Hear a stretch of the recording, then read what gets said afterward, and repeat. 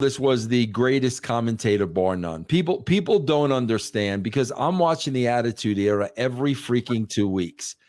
And the way JR is doing his job, you're not turning the channel.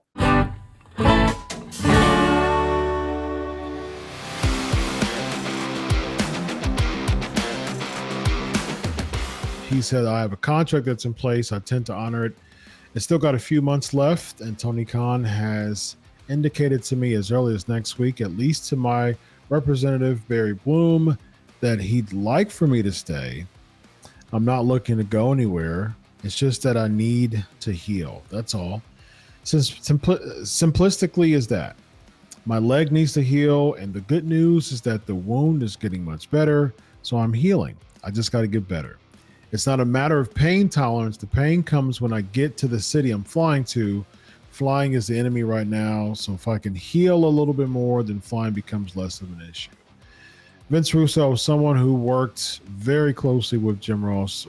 What do you think about all this as far as JR in AEW, still wanting to be a part of the commentating team? Bro, I just got to tell you guys, man, because I am older than you guys. Bro, the older you get, the harder it is to heal.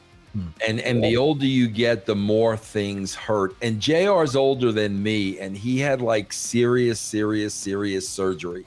So when he talks about healing, you know, bro, the reality of the situation is at JR's age, he's probably not going to heal the way he thinks he's going to heal. So what he's really dealing with here, bro, is health issues, and he's getting older.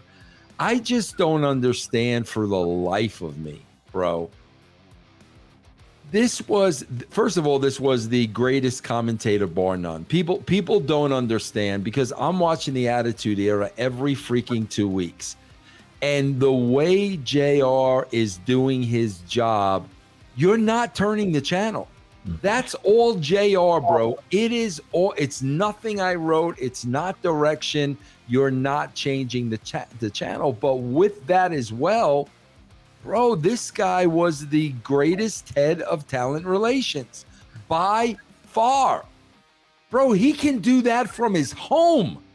He doesn't even have to leave his house to be head of talent relations. You got Zoom now, bro. We could talk to whoever he has to talk to on a daily basis. I don't. Who is doing that job there, Chris? I know that. I was going to say, I know Christopher Daniels is working with talent relations. I'm sorry, bro, but my God, JR was so good at putting a roster together, so good at managing that roster. He was always honest with talent. He never backed down to talent. I think that's what is badly needed. And I think that's what he should be doing as he's home healing up. EC3, what do you think, man? Yeah, I was just thinking, they are saying I have to go heal, and just reminded me of like one of my 7 ex-girlfriends. So no, like he should heal. I think that's important. He's been such a legacy and the voice of this industry. He's done so much. Again, like what's left to do? Like Vince, like that job is maybe a talent relations person, probably. But is he? I don't want to say is he too old, or is he past the point, or is his perspective changed? Because I'd hope not. Because if he built a roster like the Attitude, and we're having legitimate looking athletes and like people that can actually talk, and he probably cut 80% of the roster because he's like, why all these people this much money? So that's a great idea, because I'm sure he's very savvy as far as everything I've heard with him dealing with talent and like payouts back in the day and stuff like that. He seemed to have that business aspect together, so it's probably a good job. Is he going to be on of what wrestling thinks it, needs, like the evolution of it? No. And so that's probably a good thing too, because he's going to look for guys that are believable, gals like realism and charisma attributes, not like whatever we see on television now, or have sitting on the bench while we don't have nearly enough TV for the 100 people we have in your. So he'd probably be the absolute best to maybe I want to say clean house, but maybe make some arrangements and kind of give the business back to the business. Do you think JR just wants to have more of a lighter schedule because, you know, he just doesn't want, or just not really have the energy to be able to have a role like that in this stage of his life? I think he's earned that too. You know, man, I remember an Impact when we thought we were getting JR to be kind of like talent relations guy. We didn't. You didn't. Another thought before we close up real quick, and I'm mentioning y'all's view, y'all's thoughts on this. So it was really, really tough when JR lost his wife. And a lot of people in that stage of life, they don't want to just kind of sit home idly, because it can really give them, and I'm you know, speaking from a psychological standpoint, it really allows them to reflect on a lot of things that they, you know, working doesn't really give them an opportunity to really dwell on things and hurts and, you know, and stuff like that.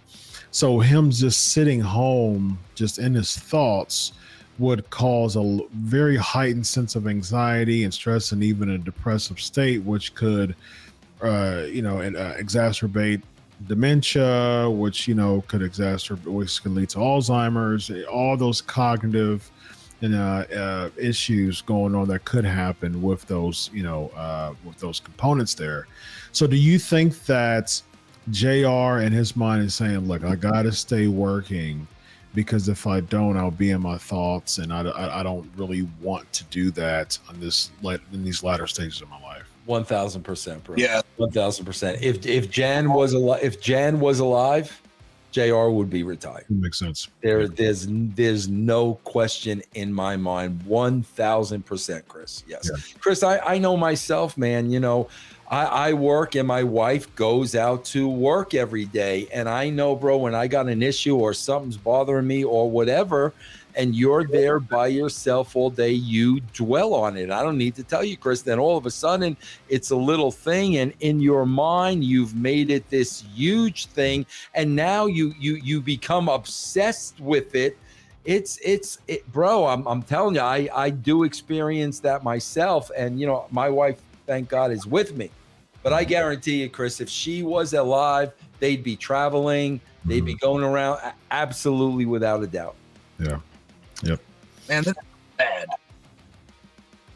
Oh. It is sad. It is. It's horrible, bro. It's very sad. Very sad. Indeed.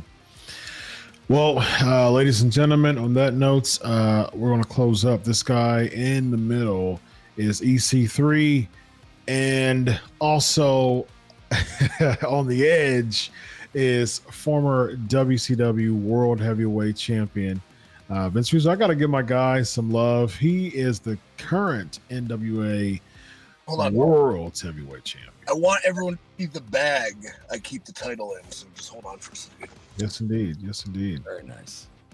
Got an exclusive for you, ladies and gentlemen. He's coked out of his mind, by the way. Don't tell him that. Yeah. Yeah.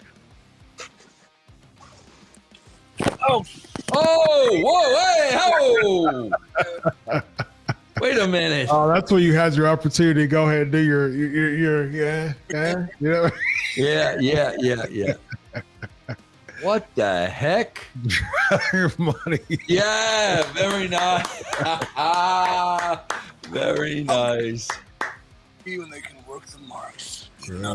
Bro, do you know the sign of the dollar sign in the money bag? Okay, so you got the money bag, and do you know who trademarked that and owns that? Oh no, DiBiase? Huh? Monopoly? It's not DiBiase, is it? No, Gene Simmons, bro. Gene Simmons, he really? owns that. Every time somebody uses that, they got to pay Gene Simmons. Yeah. Wow, interesting. Yeah. That's a pretty cool trademark that keep you a millionaire. That's for sure. I love the drug money. Very nice. Very nice.